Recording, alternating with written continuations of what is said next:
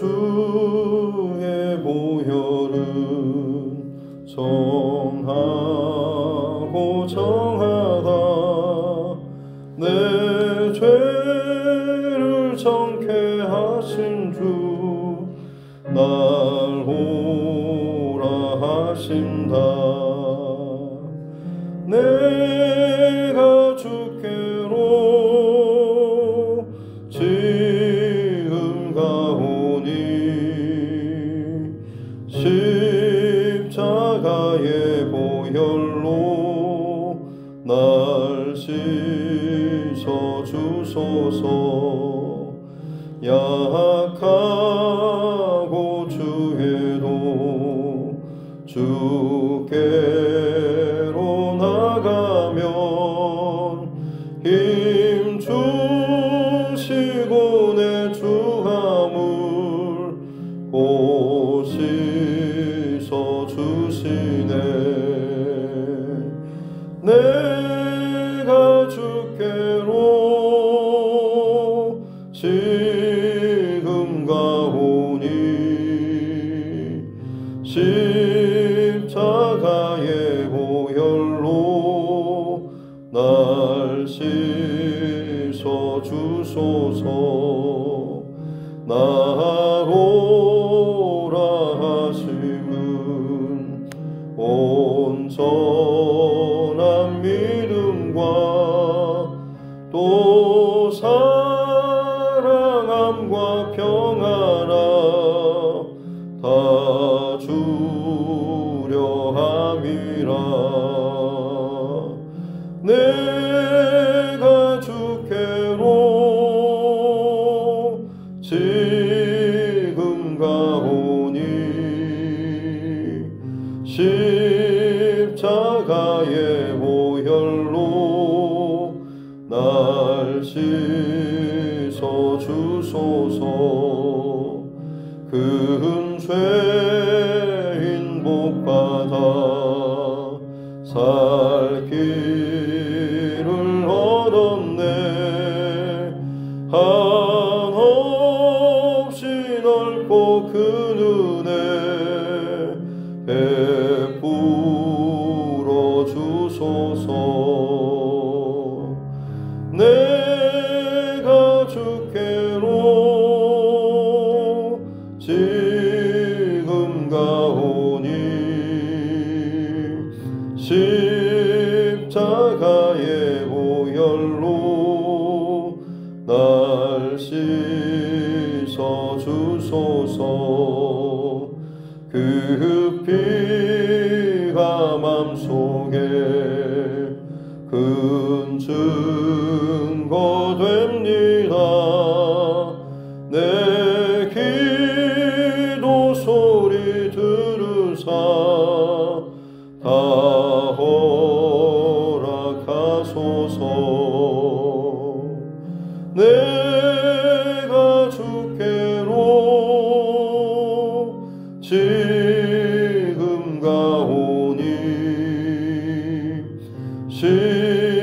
십자가의 보혈로 날 씻어 주소서.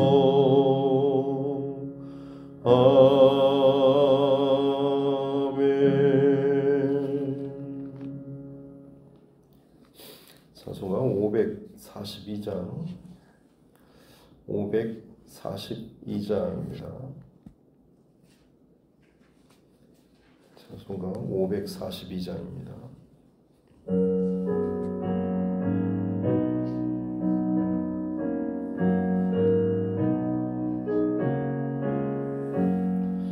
구주 예수 지함이 심히 기쁜 일일세. 영생 허락 받았으니 의심하 주 없도다. 예수 믿는 것은 받은 증거 많도다. 예수 귀한 예수 믿음 더욱 주소. 주소서. 구주 예수 의지함이 심히 기쁜 일세. 주를 믿는 나의 마음 그의 피에 적시네. 예수 믿는 것은 받은 증거만 도다. 예수 귀한 예수 믿음 더욱 주소서. 구주 예수 의지하여 죄악 벗어버리네. 안위 받고 영생함을 주께 모두 얻었네. 예수 믿는 것은 받은 증거만 도다. 예수 귀한 예수 믿음 더욱 주소서.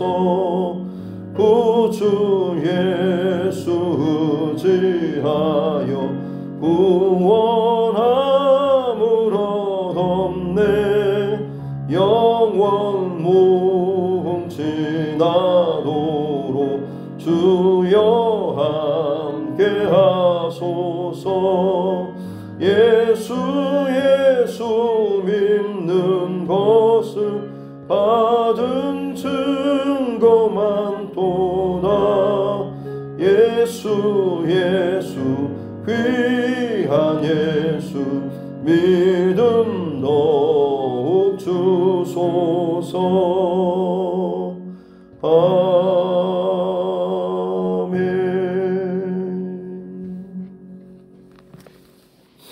하나님 말씀 마가복음 9장입니다.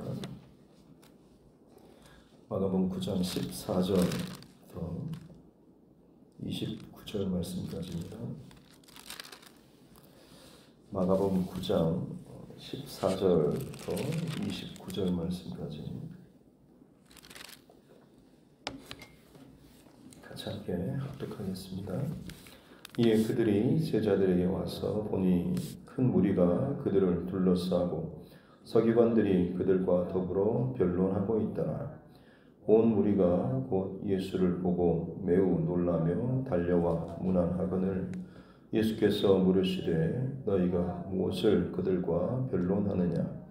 우리 중에 하나가 대답하되 선생님, 말 못하게 귀신 들린 내 아들을 선생님께 데려왔나이다.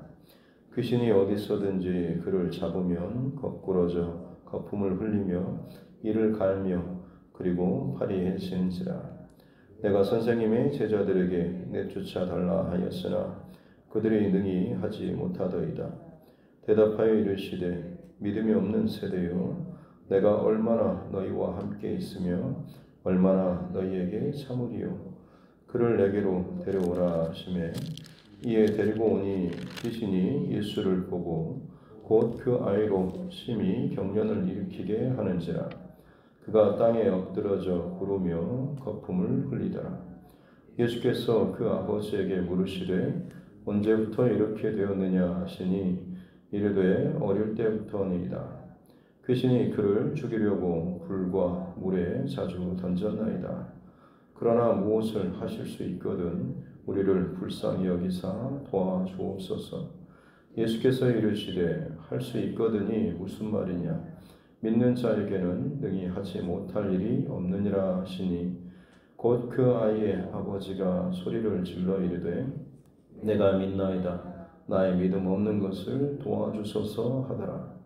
예수께서 무리가 달려와 모이는 것을 보시고 그 더러운 귀신을 꾸짖어 이르시되 말 못하고 못 듣는 귀신아, 내가 네게 명하노니 그 아이에게서 나오고 다시 들어가지 말라 하시매 귀신이 소리 지르며 아이로 심히 경련을 일으키게 하고 나가니 그 아이가 죽은 것 같이 되어 많은 사람이 말하기를 죽었다 하나 예수께서 그 손을 잡아 일으키시니 이에 이루어서니라. 집에 들어가심에 제자들이 조용히 묻자오되 우리는 어찌하여 능히 그 귀신을 쫓아내지 못하였나이까. 이르시되 기도 외에는 다른 것으로는 이런 종류가 나갈 수 없느니라 하시니라. 아멘. 손을 얹고 함께 따라 선포하겠습니다. 하나님은 나를 사랑하십니다. 나는 그 사랑 안에 있습니다. 하나님께서 오늘 나에게 말씀하실 것입니다. 나의 마음은 하나님을 향해 열려 있습니다.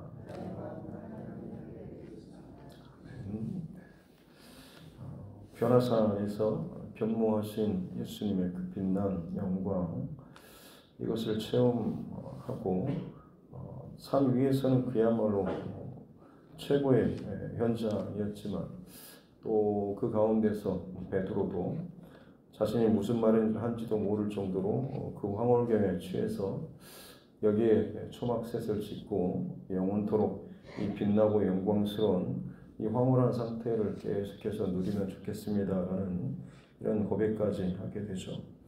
하지만 예수님께서는 내려가자라고 하셨죠. 많이 들으셨겠지만 은혜 받는 자리 혹은 또 우리 안에 뭔가 하나님께서 공급해 주시는 것, 그것을 받고 누리는 것 아주 중요하고 기쁜 일이지만 우리 삶의 현장, 실제적으로 우리가 또 살아내야 하는 그런 현장, 우리의 믿음이 드러나는 그 현장은 기도하는 혹은 은혜 받는 이 자리 플러스 실제적으로는 좀 더 구체적으로는 내 삶의 자리라고 하는 것이죠. 여전히 거치는 환경들, 때로는 내 뜻대로 되어지지 않는 상황 혹은 사람, 분위기, 이런 상황 속에서 내가 받은 그 은혜를 가지고 또 내가 바라보는 그 중심을 가지고 내 삶에 만만치 않은 그 현장 가운데 살아가야 한다라고 하는 것. 아니나 다를까 내려와 봤더니 밑에는 아주 아수라장이 따로 없었죠. 예수님과 세 명의 베드로가 야고보와 요한, 이 세 명의 제자들과 함께 변화산에 올라갔다가 내려오셨을 때 남아있던 제자들에게 일이 생겼죠.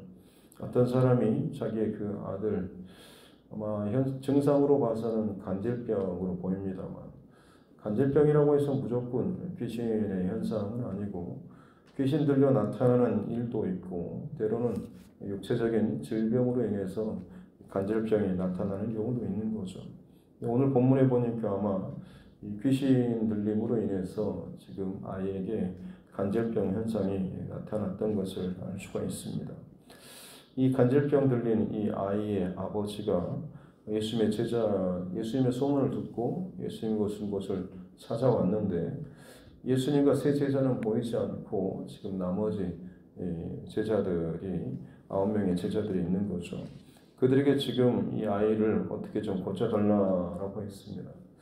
그리고 아마 제자들은 호기롭게 기도하고 또 축사하고 쫓아내는 이런 행위를 했을 것이죠.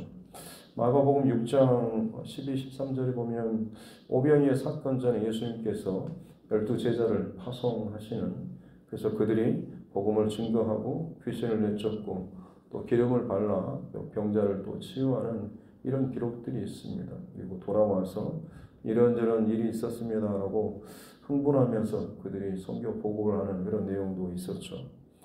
아마 제자들에게는 그런 기억들이 있었을 것이죠. 그렇지, 우리가 해봤지, 우리가 쫓아내고 또 고치고 하는 그런 일들 우리가 경험해봤지라고 하는 것 때문에 아마 그들이 이 귀신 들린 아들을 향해서 전에 자신들이 했던 것처럼 그렇게 아마 축사 사역을 했을 것입니다. 그러나 문제는 아이에게 들린 그 귀신이 쫓겨나지 않고 아이도 상태가 나아지지 않았다라고 하는 것이죠. 그리고 이로 인해서 이제 지켜보던 사람들에게서 뭔가 좀 반응이 있었겠죠. 잘 안 되네, 아니면 뭔가 좀 문제가 있는 거 아니야라는 이런 말도 있었을 것이고, 그때를 놓치지 않고 서기관과 바리새인들 그런 편에서는 더더욱 좀 공격적인 혹은 비아냥거리는 그런 말도 있었을 것이고 또 그러면서 그동안에 예수님과 제자들이 사역했던 일에 대해서 뭔가 좀 꼬투리를 잡고 이거 다 뭐 잘못된 거 아니냐, 거짓이 아니었냐라는 식으로 딴지도 걸기도 하고 문제 제기를 하기도 했겠죠. 그러는 사이에 어느덧 귀신을 쫓아내고 병을 고치는 것보다는 지금 그 서기관들과 더불어서 지금 변론이 14절 끝에 보니까 변론이 생겼다, 변론을 하고 있다라고 하는 그런 상황입니다.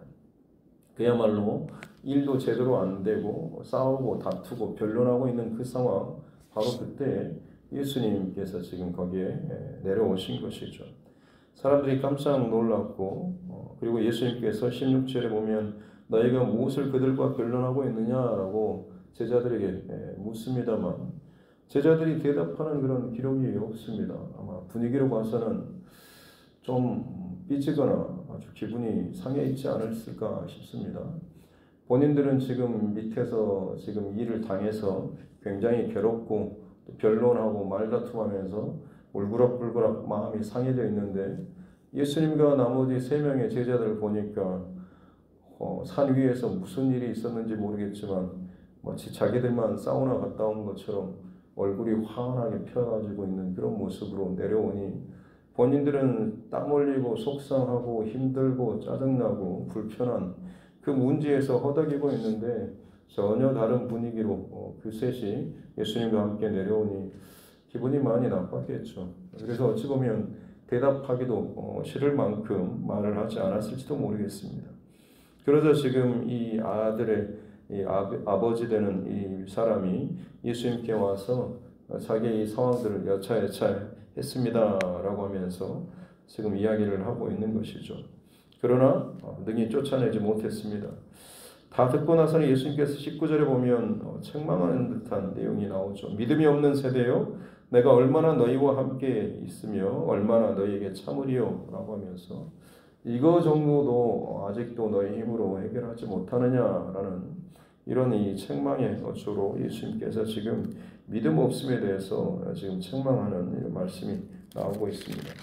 그리고 그 아이를 데리고 예수님께로 왔더니 마치 기다렸다는 듯이 귀신이 더 평상시보다 더 심하게 발작과 경련과 거품을 일으키고 쓰러지고 그리고 몸이 굳어지고 그야말로 어떻게 보면 좀 기형적으로 몸이 막 바뀌게 되는 그런 모습을 보면 사실 좀 무섭기도 하고 빨리 그것을 어떻게 해야 될 것 같습니다만 예수님께서는 뭐 아무렇지도 않은 듯 21절에 보면 그냥 그대로 놓고는 언제부터 이렇게 됐느냐라고 물으시고 어릴 때부터입니다라는 아주 오랜 시간 동안 이 아이에게 이 귀신이 들려서 괴롭게 했던 것을 알 수가 있죠.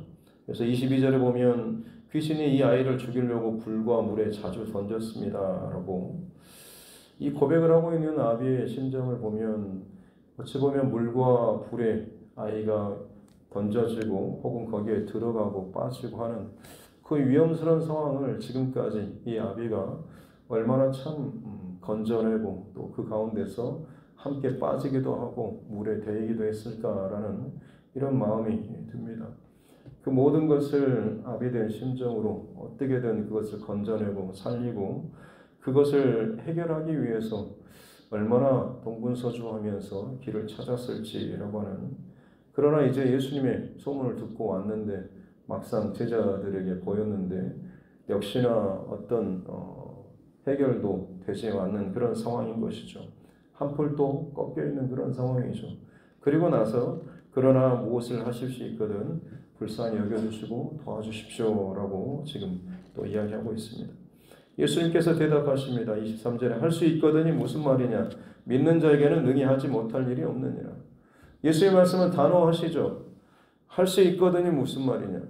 아버지의 지금 부탁은 무엇입니까? 주님 당신이 할 수 있으시거든 우리 아이를 좀 고쳐주십시오라고 하는 것이죠.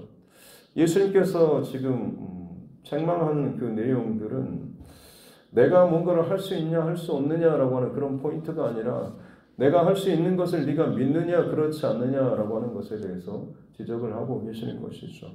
믿음이 없다라고 하는 것은 하나님의 능력과 하나님의 어떤 실력, 하나님께서 어떤 것을 할 수 있느냐 없느냐 이게 문제가 아니라 이미 하나님께서는 모든 것을 다 통치하시고 다스리시고 해결하시고 인도하시다라고 하는 것에 대한 것은 분명하지만 거기에 대한 내 안의 믿음이 확실한가라고 하는 것이 훨씬 더 본질적이고 중요한 믿음의 문제라고 하는 것이죠.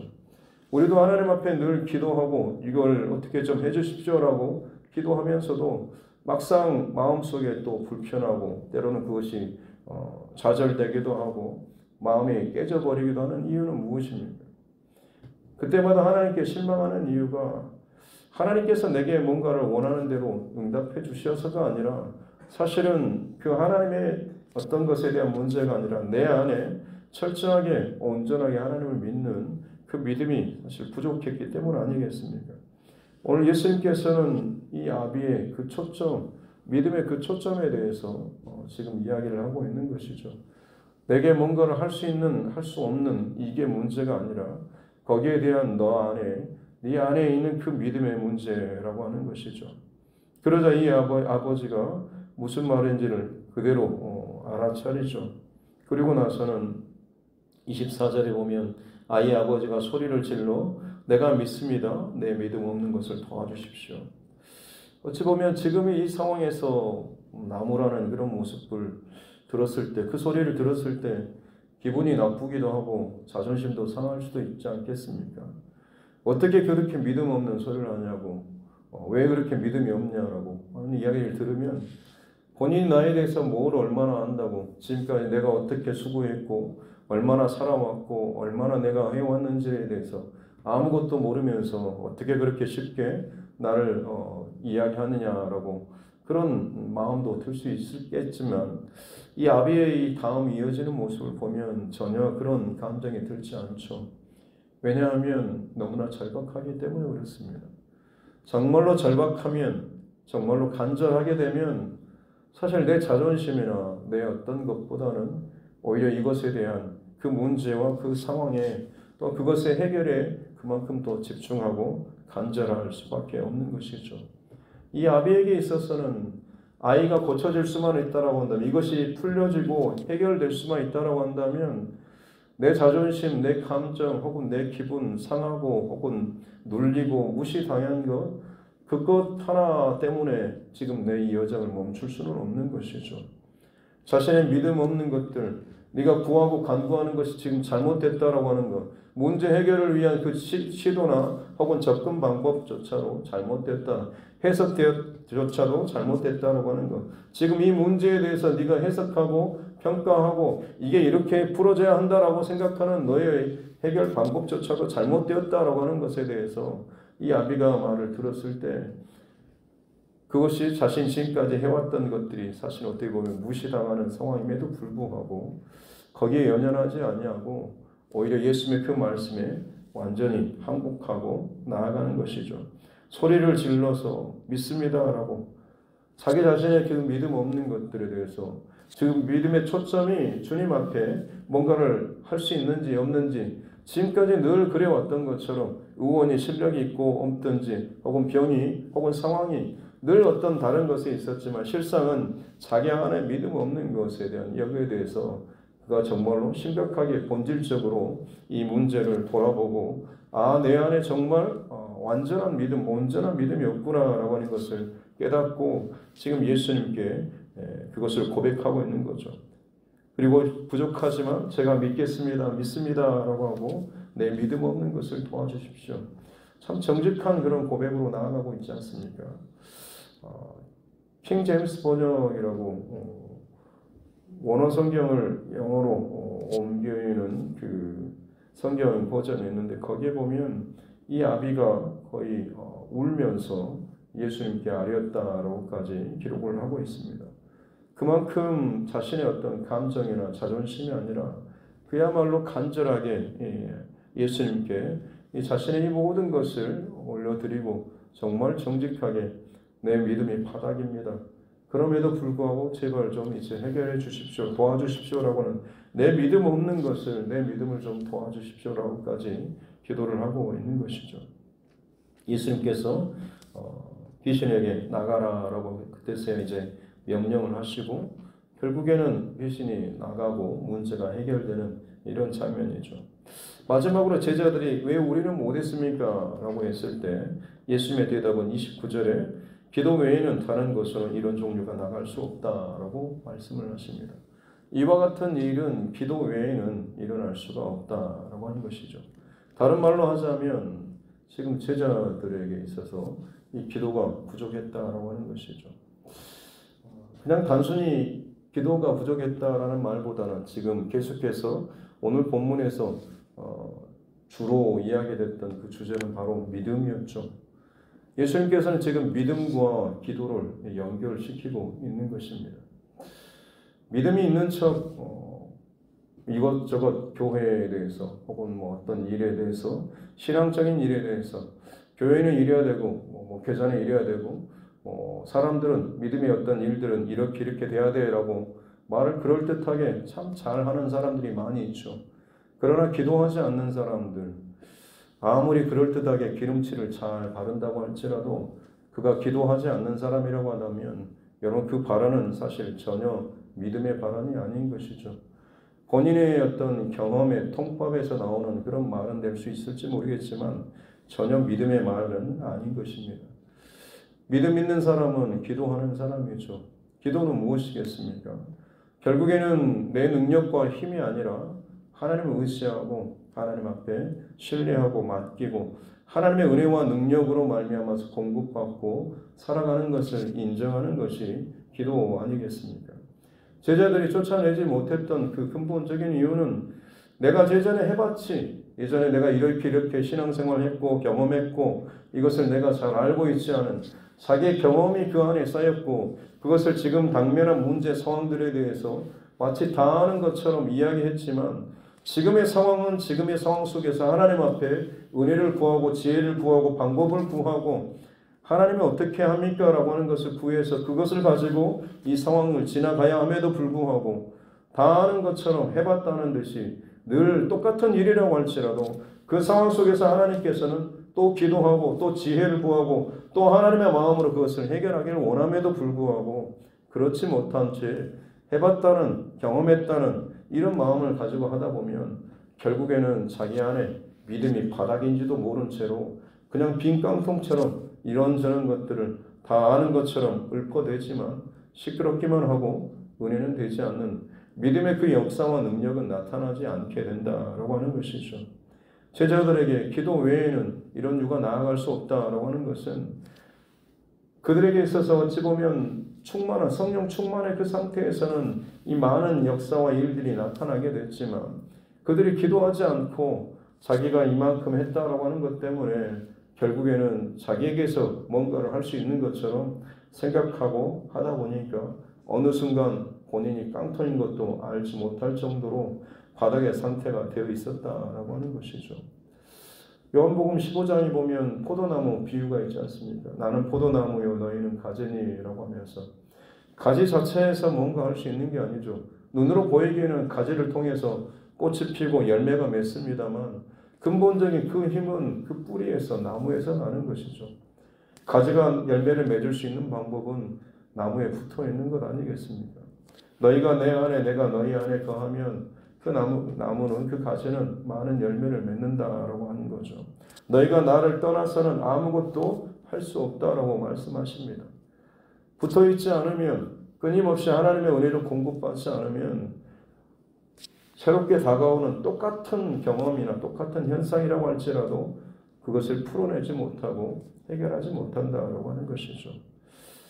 오늘 이 본문 말씀 속에서도 마찬가지고 우리의 신앙생활도 마찬가지일 것입니다. 동일하게 경험되는 반복적인 현상이나 문제 상황들 예전에는 잘 지나갔는데 은혜스럽게 잘 통과했는데 비슷한 상황인데 왜 지금은 통과 못하고 왜 내 마음이 이렇게 강팍해지고 시험에 들고 답답하고 힘들고 은혜가 사라졌는가? 이유는 하나입니다. 내가 예전에 해왔던 내 방식에 의존해서 그것을 지금 지나가려고 하고 있기 때문에 그렇죠. 내 방법이랄 것이 여러분이 있습니까? 사실 내 자존심, 내 경험, 이야기하는 자체가 이미 얼마나 참 내가 내 스스로 교만해져 있는 상태인가라고 하는 것이죠.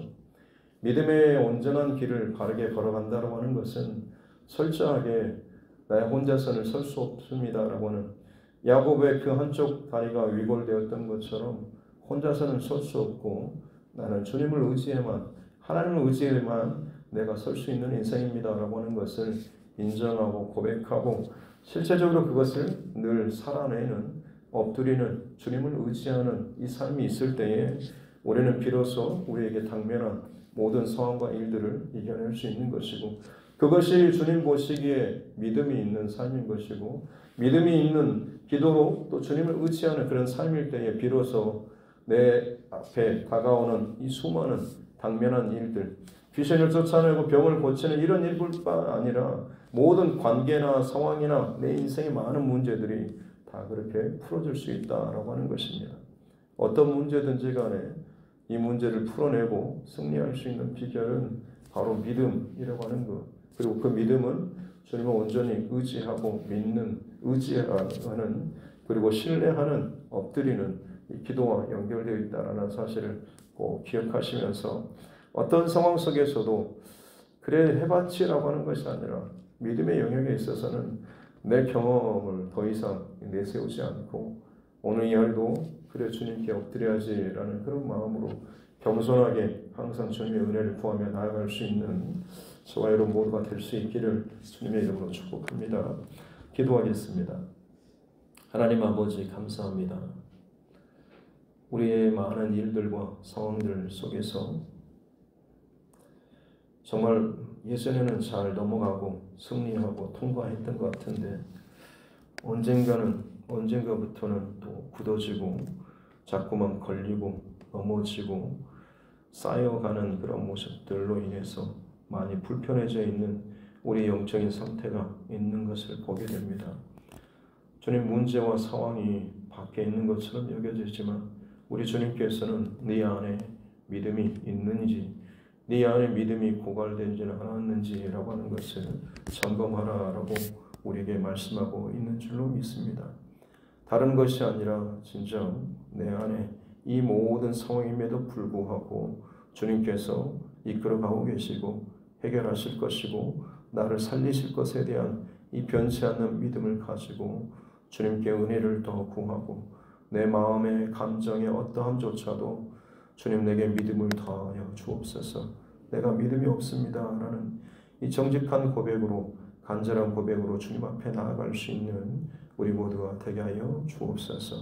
그리할 때에 우리의 신앙의 경력이 짧든 길든 나이가 많든 적든 오히려 우리가 더욱더 주님 앞에 엎드리고 의지하는 이 경험들이 더해지면 더해질수록 더 겸손하고 더 깊은 아름다운 믿음의 향취가 나는 그런 하나님의 사람들로 세워지고 다듬어지게 될 줄로 믿습니다. 주님, 우리에게 믿음을 더하여 주시고 오늘도 주님 앞에 믿음으로 승리하는 이 하루가 되게 하여 주옵소서. 감사드리며 거룩하신 우리 구주 예수님의 이름으로 기도드립니다. 아멘. 하늘에 계신 우리 아버지, 아버지 이름을 거룩하게 하시며 아버지의 나라가 오게 하시며 아버지의 뜻이 하늘에서와 같이 땅에서도 이루어지게 하소서.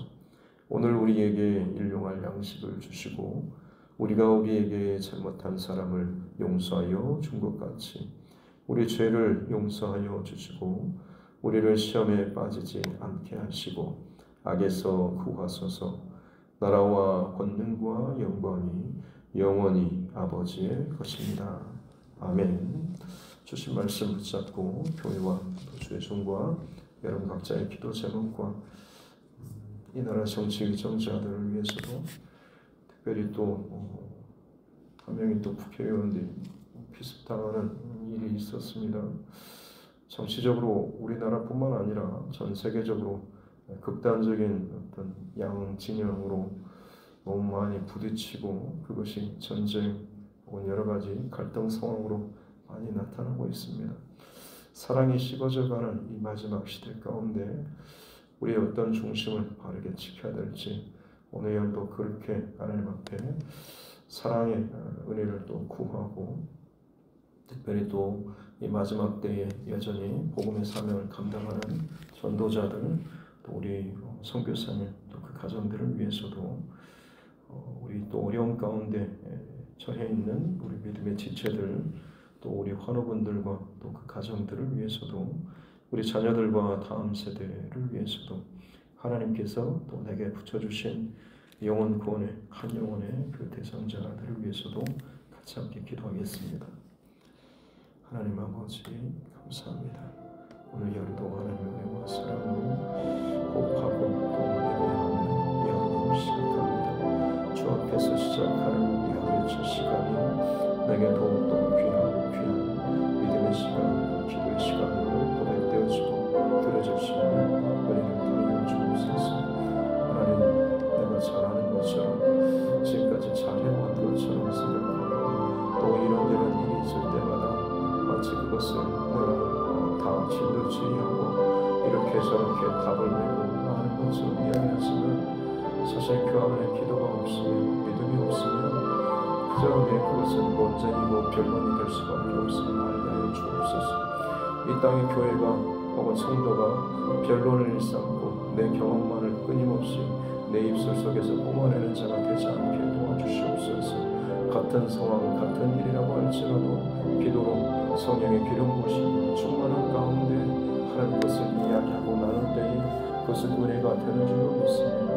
내 안에 변론과 비판과 존재함이 나올 때마다 내가 정말 믿음이 점점 바닥고 내 안에 성령의 기름 부으심이 떨어지고 있고 부활되고 있음을 알게 하여 주시고 그때마다 하나님 비상신호로 알아차릴 수 있는 지혜를 허락하여 주옵소서. 내 안에 정말 믿음이 없었구나, 내가 믿음이 정말 떨어지구나 라고 하는 것을 깨닫게 하여 주옵소서.